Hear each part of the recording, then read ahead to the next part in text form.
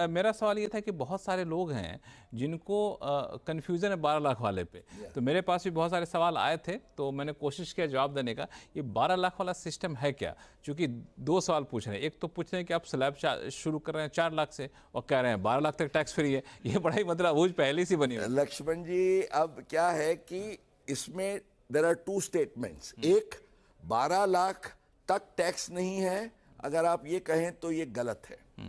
पर अगर आप ये कहें कि 12 लाख तक की आय पर कोई टैक्स नहीं है तो ये सही है, क्योंकि 12 लाख से कम आपकी अगर इनकम है तो नॉर्मल इनकम है तो आपका जो टैक्स होता है वो 60,000 होता है। 4 लाख एग्जम्प्ट, 4 लाख पर 5%, नेक्स्ट 4 लाख पर 10%।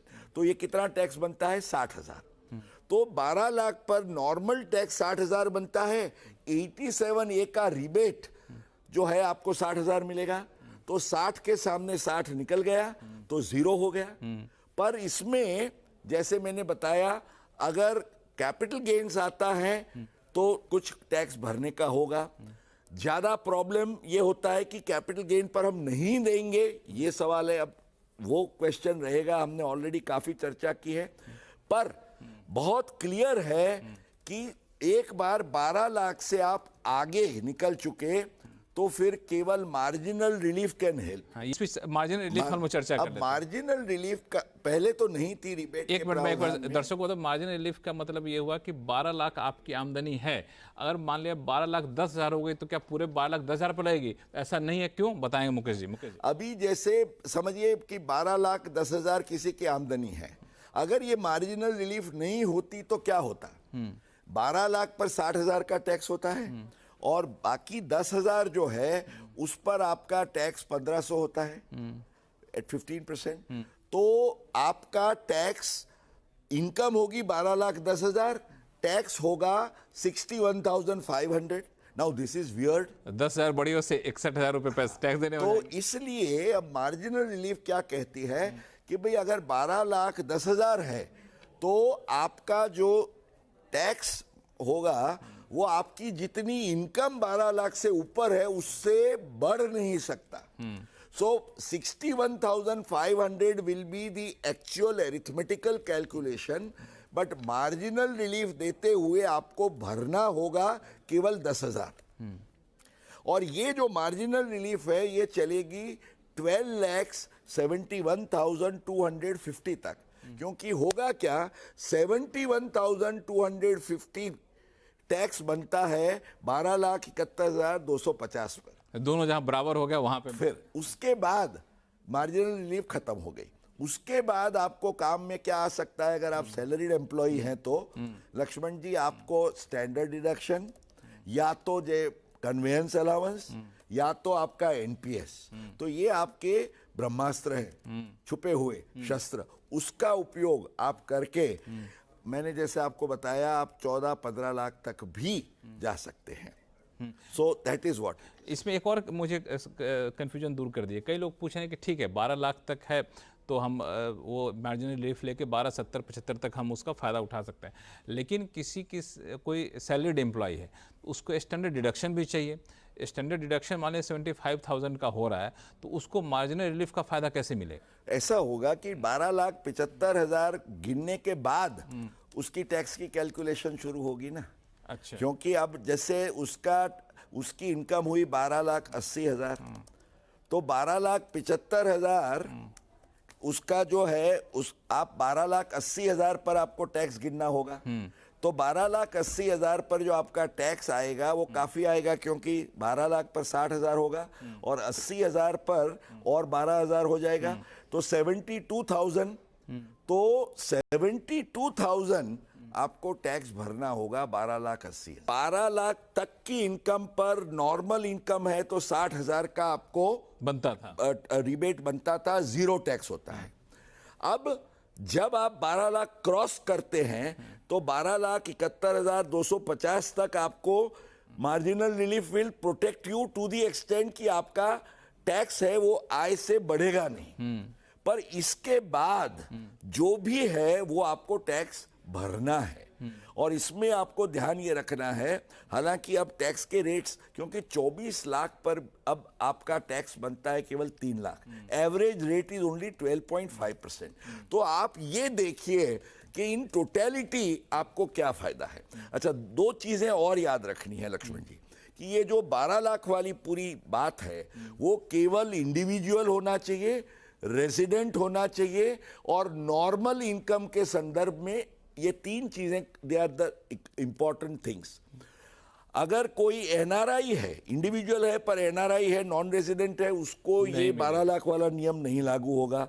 अगर वो एचयूएफ, एओपी या बीओआई है, उसके लिए भी ये लागू नहीं होगा। उनको सब ये जो स्लैब्स है 4, 8, 100, किसी, मैं हमारे दर्शकों को, मैं जब स्कूल में पढ़ता था, आपके लिए भी होगा ये, 4, 8, 16, ये 4 का टेबल याद रखिए। ऑन फर्स्ट 4 lakhs 0, 4 2 8, 5%, 8, 4 3 12, उस पर ये, तो ये 4 के टेबल में जो बढ़ता जाता है अप टू 24 आपका 30% आएगा और टैक्स का रेट होगा 5, 10, 15, 20, 25, 30। तो ये 4 और 5 का टेबल आपको ज़बानी याद होगा, चीज़ें आसान है। आप एक सवाल ये एनआरआई से चूंकि आपने बात की तो एक सवाल मेरे पास आ गया सुनील भयानी जी का, मुंबई प्लीज से। प्लीज। हाँ, ये दरअसल इनका बेटा एनआरआई है और उनकी ईएलएसएस यूनिट्स जो है 25-26 में पूरी होगी और इस पर 6 लाख का एलटीसीजी की संभावना, ऐसा इनका अपना कैलकुलेशन किया हुआ है। तो नॉन रेजिडेंट होने के कारण वो सेक्शन 87A के तहत टैक्स छूट का लाभ उठा सकते हैं क्या? 87A का तो छूट का लाभ मिलेगा ही नहीं, पर इसके सिवा अब एनआरआई से मेरे ख्याल से बहुत जास्ती है। आप कहेंगे मांग मत करिए, पर मैं कहूंगा मांग करनी चाहिए। एक तो जास्ती हो गई कि यूएस से लोगों को भेज दिया गया यहाँ पे। नहीं, इसलिए कि उनको तो ये 4 लाख की भी छूट नहीं है, उनको रेगुलर जो टैक्स का स्लैब है उसकी भी छूट नहीं मिलेगी। तो भयानी जी के लड़के को 6 लाख का लॉन्ग टर्म गेन है, तो 12.5% के हिसाब से सीधा उनको भरना पड़ेगा टैक्स अगेंस्ट 6,75,000 रुपीज। अब ये तो बड़ी जास्ती हुई। एनआरआई कहेंगे, अब भयानी जी मुझे अगर पूछेंगे कि मुकेश भाई इसका रास्ता क्या है, तो मैं ये कहूँगा आप ऐसा करिए, आपके सन के डीमैट से ऑफ मार्केट में आप ले लीजिए ये शेयर, तो ऑफ मार्केट हुआ तो ये 6 लाख में से 4 लाख का एग्जम्पशन और 2 लाख पर उसको केवल टैक्स 5% के हिसाब से भरना होगा।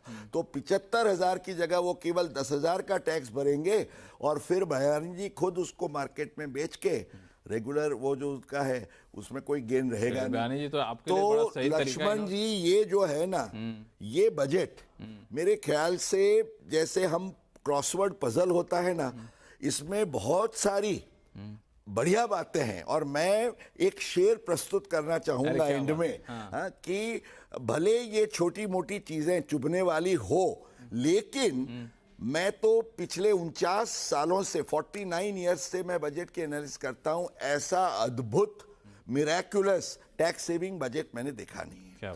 और मैं ये कहूंगा निर्मला जी, और ये मोदी जी तक जाना चाहिए क्योंकि ये मोदी है तो मुमकिन है वाली बात है, कि शायर ने बड़ी खूबी से कहा है, माना कि हर जमीन को गुलजार न कर सके, माना कि हर जमीन को, बहुत सारी चीजें करनी बाकी है, माना कि हर जमीन को गुलजार न कर सके, कांटे तो कुछ कम कर गए गुजरे जिधर से हम। क्या बात है, तो ये बजट में बहुत सारी रियायतें दी गई है और उसका फायदा लेते हुए अगर हम कॉम्प्लायंस करेंगे तो और भी छूट मिलती रहेगी।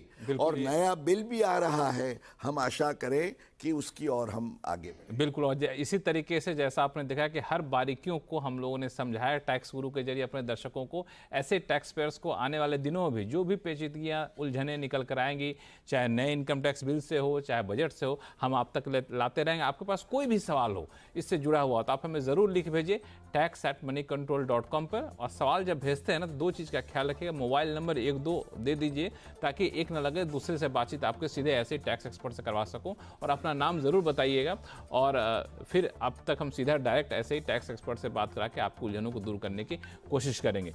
तो ईमेल याद रखिए tax@moneycontrol.com।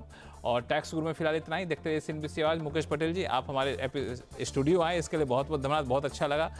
आमतौर पर हम लोग अहमदाबाद से जुड़ते थे, साक्षात यहाँ बैठे और बहुत स्पेशल मौका था, बड़ी खुशी और दिलचस्प चर्चा भी हुई। आपका धन्यवाद बहुत बहुत। और टैक्स गुरु में फिलहाल इतना ही।